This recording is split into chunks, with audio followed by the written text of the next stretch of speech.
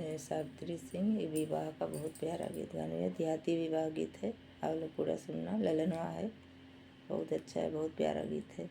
पूरा सुनोगे तो अच्छा लगेगा, आधा सुनने पर नहीं समझ में आएगा, पूरा सुनना। ये ललनवा बहुत प्यारा गीत है, विवाह का है।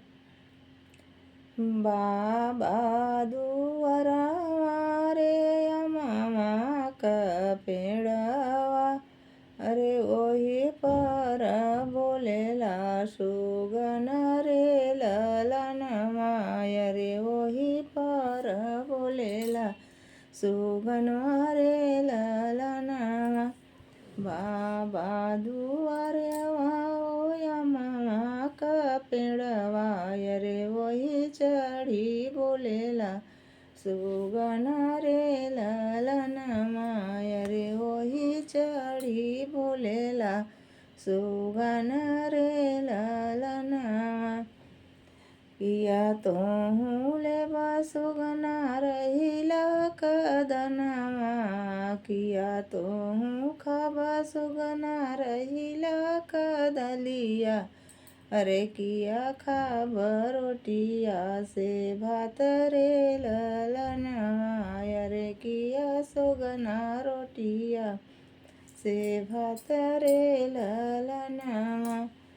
किया तोहू खाबा सुगना रहिला कदलिया, अरे किया तोहू रोटिया से भात रे ललनवा, अरे किया तोहू रोटिया से भात रे ललनवा।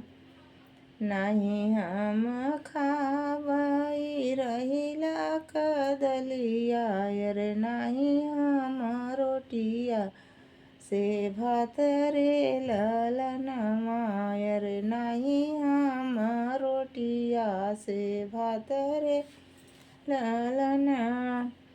हमहूँ तलेबै ससुरु तोहर बिटियवा, हमहूँ तलेबै ससुरु तोहर बिटियवा, अरे वही संगे करबै विवाह रे ललनवा, अरे वही संग करब हम विवाह रे ललनवा, अरे वही संग करबै बियाह रे ललनवा।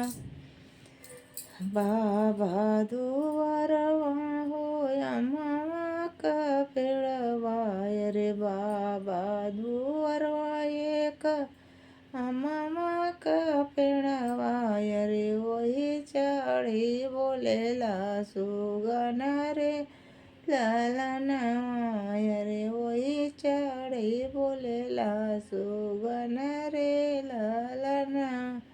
राधे राधे।